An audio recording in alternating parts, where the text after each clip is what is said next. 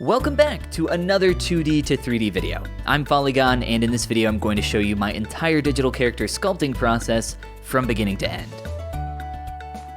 Click that subscribe button if you are new around here, and check out my Gumroad link below for courses, tutorials, and my custom brushes. And if you want to learn how to do everything in this video, check out the Appeal Academy. That is my online program where you can learn how to make appealing characters just like these here. In this video, I'm going to be sculpting Lady Diana as a Disney princess based on the artwork of @Perniorum. I'll be turning this 2D concept into 3D using ZBrush, created here on my Cintiq tablet that lets me digitally sculpt my characters starting from something as simple as a sphere. Grab a drink, sit back, relax, and let's talk about the process of how I created this character. I begin almost all of my characters here, with the head. The reason for that, even though this is only a bust, with a full character I would do exactly the same thing, I enjoy working on the head the most, as it's the driving factor of my interest in creating a 3D character. If I'm not enjoying this portion of the process early on, or if things aren't going quite the way I expected, this is the part of the process where I want to figure that out. It is the most important part of pretty much every character I've ever created, minus maybe an outlier here or there. For those that are unfamiliar with digital sculpture, or sculpture in general, this portion of the process is called the blockout. Now you might be wondering, hey, if this is a blockout, why are you using spheres and cylinders? I don't see any blocks here. A blockout is just that basic term that refers to creating the primary forms of this stage of the process. So using primitive shapes like cubes, blocks, etc., spheres, cylinders for arms, and using those shapes to create the basic layout for your character. You'll also notice I'm creating a lot of these sharp, pinched transitions along this area of the face, while blocking out areas like where the nose and mouth and eyes will be. These sharp transitions are called plane changes, and they are the edges where your surface changes direction. So we have the front plane of the face and the side plane of the face, which is a very common one there that I'm marking up, and this is a common transitional edge that I will mark up on almost all of my characters. Marking them up in a sharp fashion like I've done here makes it so that there is no guesswork where that transition is taking place. Even though it's a little hard and awkward right now, I will of course go back over top of that and soften it later. You need to definitively be able to say, this is where this shape is changing direction. And it's of course a lot easier to do that on something hard and sharp like what I have right now, as opposed to something much more soft.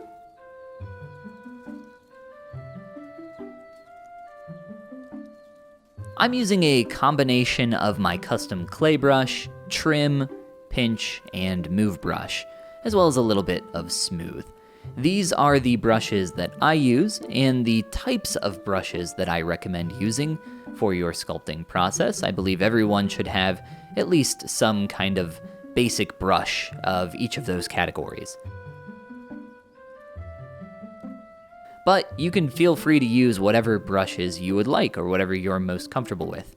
I do, of course, have my custom brushes for sale on my Gumroad, which you might be thinking to yourself, well, hey, Folly, why aren't you shouting them out like all the time, telling people to go download them?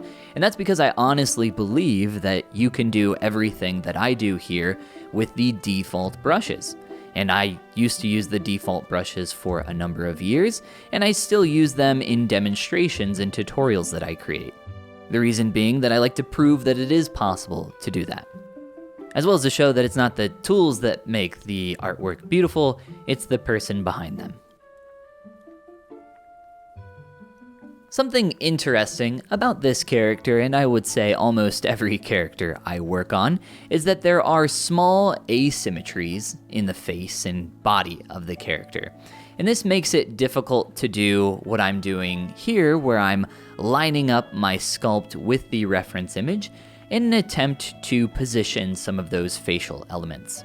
And because they are asymmetrical, which is just a fancy way of saying not symmetrical, they will potentially line up on one side of the face, but not on the other. So you can sit there and try to finagle and adjust everything every which way, but at the end of the day, I would say that just either get it close enough or try to aim for something that's a little in between. And then later on, when you go to pose the character and break symmetry to create something that's more organic and expressive, you can begin getting those elements into a closer, more accurate position. I also really enjoy getting color on my sculpts really early. This is something that I mention a lot, but it is so extremely helpful to the process that I think it's something that everyone should try at least once.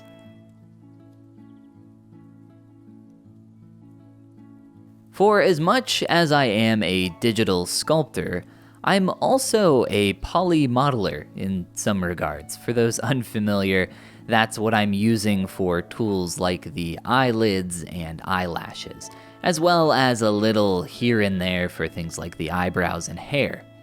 Poly modeling is working with the core elements of what makes up a 3D model. So points, edges, and faces. Going in and hand manipulating those aspects of your form to create a specific shape. And that is actually not something that I really enjoy doing too much. I use it as an ends to a means, specifically for areas like I previously mentioned with the eyes. But I like to avoid it as much as possible. I more so enjoy the organic nature of working with form, using tools like my clay brush to build up form or knock it back down, as well as my move brush with masking elements to create different aspects of my character's face. I remember back when I first saw digital sculpting, and I had done some rough 3D modeling previous to that, and the idea of not needing to do all this crazy technical moving around of point-by-point geometry was very appealing.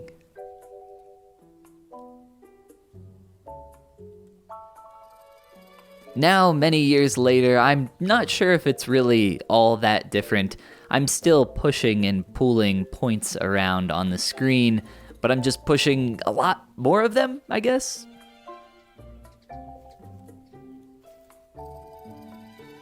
Digital sculpting is such a unique art, and there's really nothing else like it. I feel like comparing it to traditional sculpting is in some ways misleading for those that are not familiar with either. While digital sculpting is inherently manipulating form, the way you go about that process and the tools that you have at your disposal are so different from traditional sculpting that the comparison kind of stops around there. Creating these basic shapes that I'm working on right now for the hair was quite difficult. This hair, because I only had a singular front view, took a lot of my time on this character. About half of it, to be precise. And that's because this hair had such an extreme shape in the silhouette. And when you have these kinds of forms from the front view, you have to find ways to revolve those shapes around to the sides and back. Like when creating a face, and obviously we all know this because we have a general idea of what the face looks like, the nose sticks outward from the front plane of the face. However, if you had never seen a nose before, and all you had was a front view, you might not really know exactly how much depth there was to a nose, or how much roundness should be around the wings of the nostrils. Well, the same thing is true when I'm creating a completely new hairstyle, and I'm seeing it only from this singular view.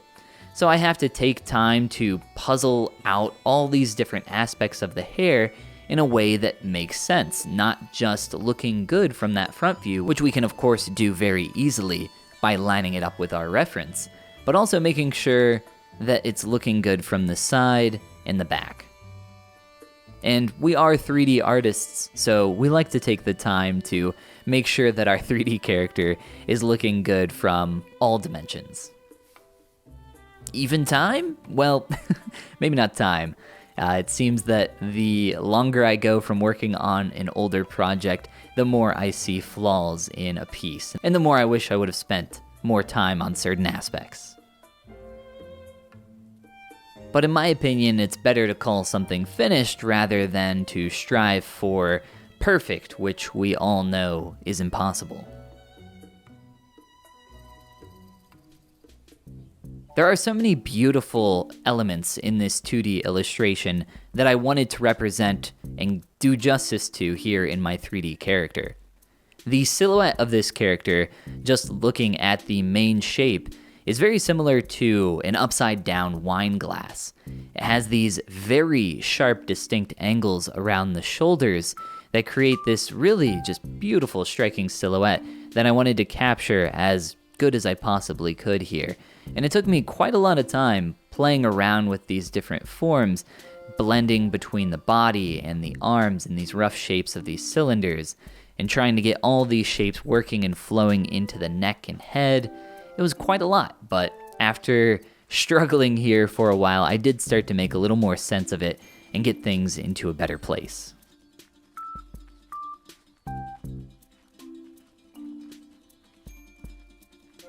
Some advice for the digital sculptors out there. If you are struggling trying to translate something to 3D and figure out that side and back view for the depth of a shape that you've never created before, much like this hair or these shoulders or any of these other forms that I'm creating, my advice for you is that if there is volume there in the front view, try to at least create that much volume from the side or profile view. So replicate, for example, the amount of width to depth ratio that you're seeing for an arm. That can be a good way to at least get you started heading in the right direction. Now that obviously rings very true for something like an arm, but for things that you're unfamiliar with, like I said, it can at least give you a great starting point so that things will not appear too flat.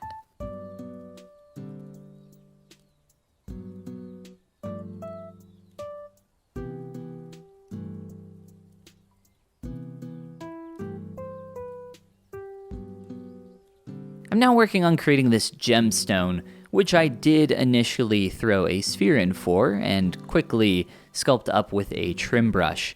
After the fact though, I realized that I needed to go in and polymodel that to get something a little more clean, hard surface, and accurate.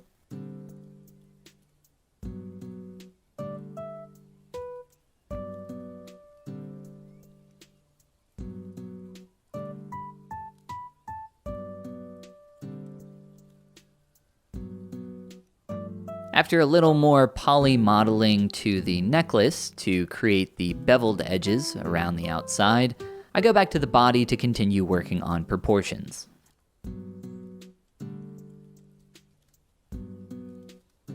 I noticed that it would make a lot more sense if this character's arms were tucked behind her back. They are tapering off into nothing, and around this point of the elbow, just for the termination of this bust, I thought it would make more sense if I pushed them back like so.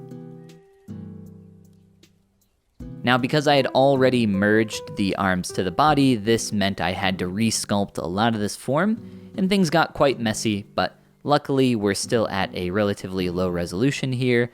We have Dynamesh to help us dynamically update our geometry, and I can go in there with some clay and pinch and rework things rather quickly. I mentioned earlier that about half my time on this character was spent on this hair, which is odd because normally that would only be the case if we had this long, intricate, flowing hair. But this hair was just simply, even though rather small, quite detailed in terms of, not small details, but rather the flow of the form. specifically from the profile and back view, trying to get this to visually have some appeal. Currently, as it stands, it's just a rounded spherical shape from the side, but I do go in and adjust that here shortly, as well as adjust a lot of the other shapes here to begin making more sense of what's happening.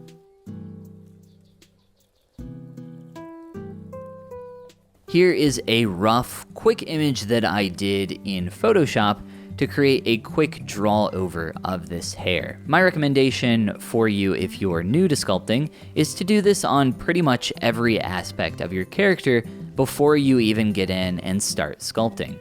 This is a fantastic way to understand the flow of your shapes and get a better idea of what they're going to look like from the side and back. Now, for me, I don't really do this anymore. It's something that I used to do a lot more, but for the most part, I can kind of see these invisible lines in my head while I'm already looking at a character. The hair here in particular, though, was giving me so much trouble that I decided to take a few minutes, go into Photoshop, do a draw over, and try to better understand what was happening.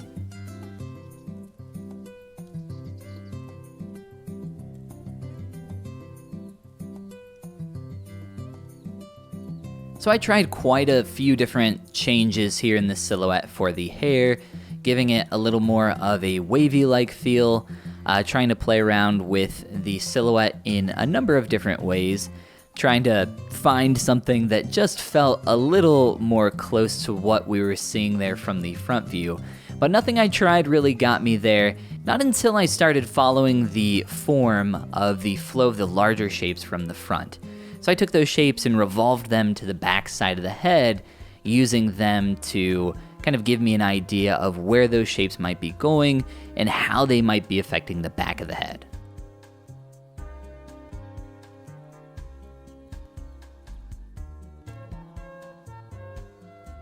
Here we're going to take a quick break from the hair, create some simple earrings by inserting a sphere, and make some minor adjustments to the face.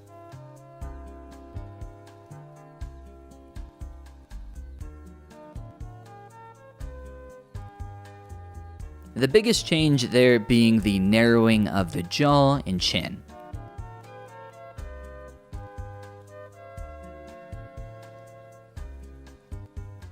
As you can see, some of my hair is separate from other pieces.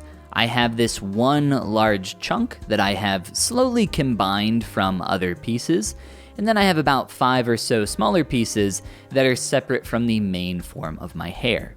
I do this to have more control over the shapes that I'm creating. It's extremely helpful when we're talking about something as complex as hair, where we have all these different shapes weaving in and out of each other. Now, with hair, I'm not creating individual strands. I'm not going quite that far, as with this style in particular, it tends to look a little more like spaghetti than hair.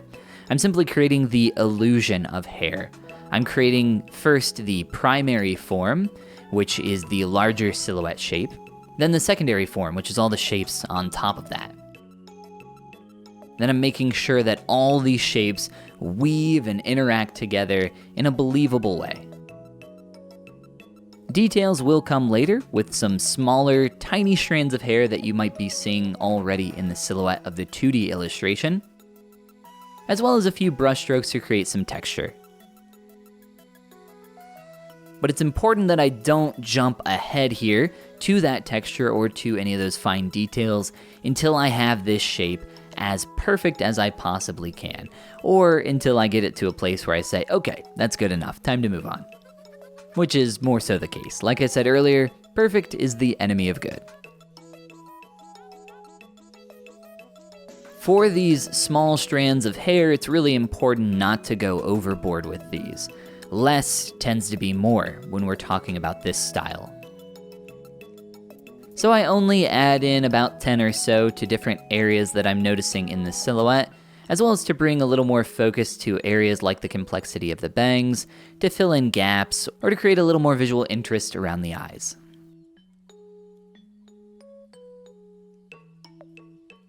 And once more for those digital sculptors out there, those 3D artists, notice that from the side, I'm not just making these hairs perfectly flat or horizontal for the silhouette. That would make them read as a straight line from one of our side views, and that's definitely not what we want.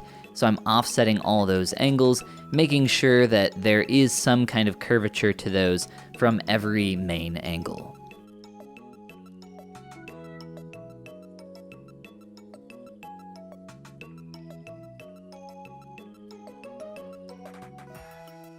It is now time for me to break symmetry on this character. I mentioned earlier that there are asymmetrical elements that you won't be able to figure out until you get to this stage. And it's okay to have some of the major aspects of your character, like the eyes, mouth, nose, or anything else that might warp slightly from an expression, be incorrect. So it's okay up to this stage, but now is the point where we want to get in and start manipulating these elements to have those asymmetries feel more organic, natural, and of course be closer to the original 2D illustration.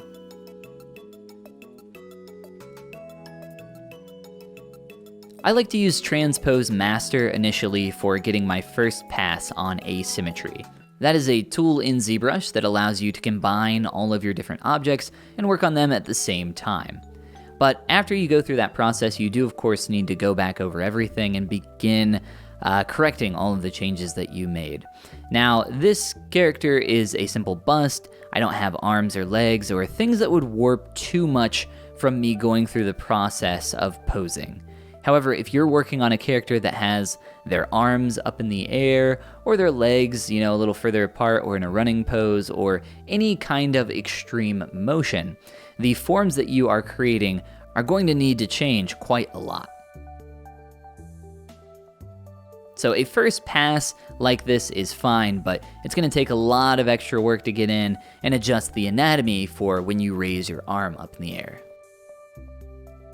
It's going to affect your chest, your back, and a whole lot of other aspects. This is a really small example here with this character where I still need to go in and adjust a lot of my sculpted form that I had created previously because things are no longer lining up from my previous symmetrical state.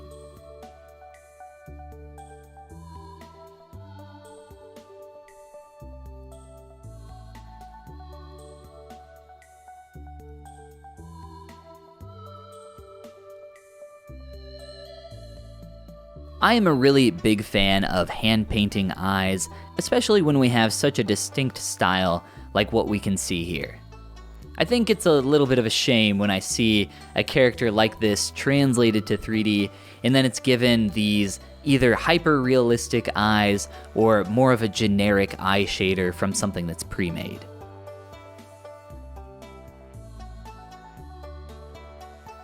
Now the proportions for my hand-painted eyes were feeling a little off, so I decided to duplicate them and project paint from the original to get them a little closer. The eyes are such an important aspect of the character that I want them to be as close as possible. Even just minor changes there can make the expression feel completely different, which is what we had going on there just a moment ago before now I'm going in and getting this slight change. You'll see me flip back and forth between the two every so often, and you can get a really good feel for how much that changes the expression.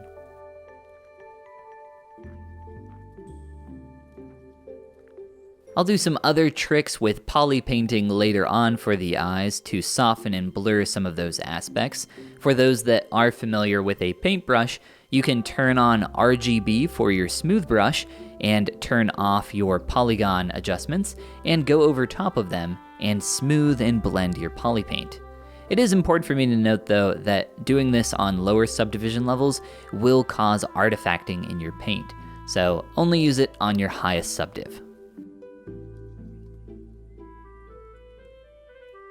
After giving those eyebrows a little more texture and character, I head back to the face to continue making some minor adjustments.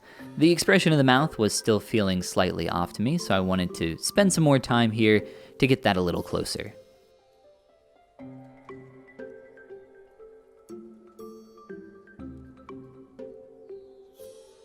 It's always a surprise and a little scary to me when I see how such small changes can make such a big difference to a character.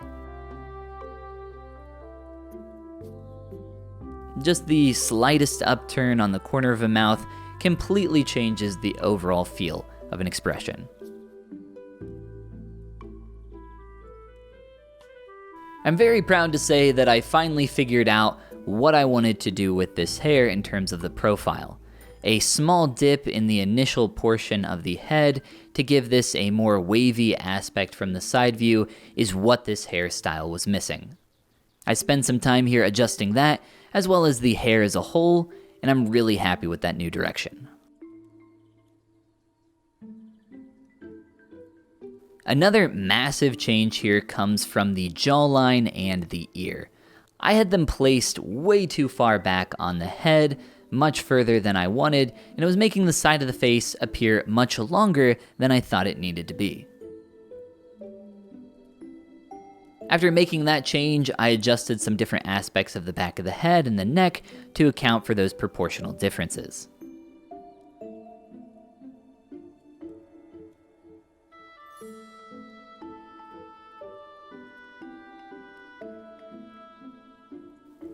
After what I can only describe as a million small changes to everything, I go over the last couple pieces here to create the final bits of polish. Namely, the dress, which I had neglected up to this stage, is getting filled in, as well as a few details that I'll be adding to the hair.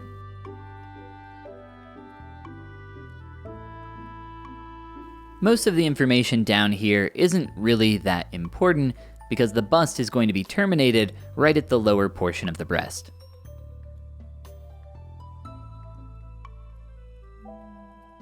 But I prefer to sculpt a little over what I can see, just so I can choose where I want to terminate that edge later on when I go to crop the image.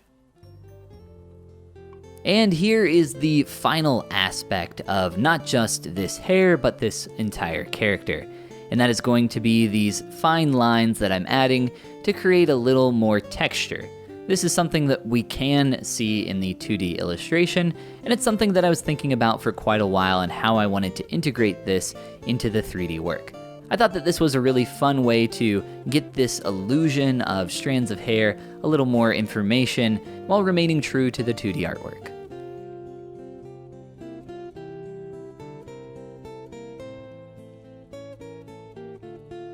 After I'm finished adding in all of that texture, I get to a small conundrum, and that is that I had not made those small lines or curves quite as deep as I wanted.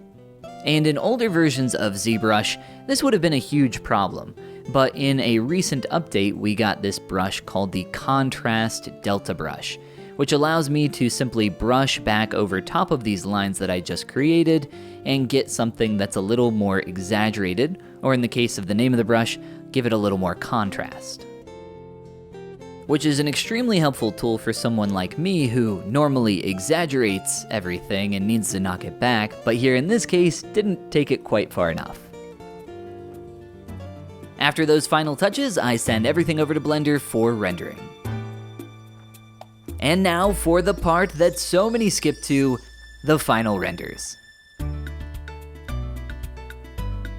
Click that like and subscribe button, and if you did just so happen to skip here to the end and you like what you see, I think you'll also really enjoy learning more about the process of how I made this character. Consider going back through and giving it a watch if you did just so happen to skip here to the end. No hard feelings either way, I appreciate you stopping by. And if you'd like to learn more about digital sculpting, check out the Appeal Academy, my online program that includes an ever-expanding massive library of videos on every single thing I know about creating 3D characters. And for individual tutorials, my custom brushes, and other cool goodies like Mod Mesh, check out my Gumroad link below. Thanks to all those that watched here to the end, I appreciate you so much. Have a fantastic rest of your day, and I'll see you in the next video.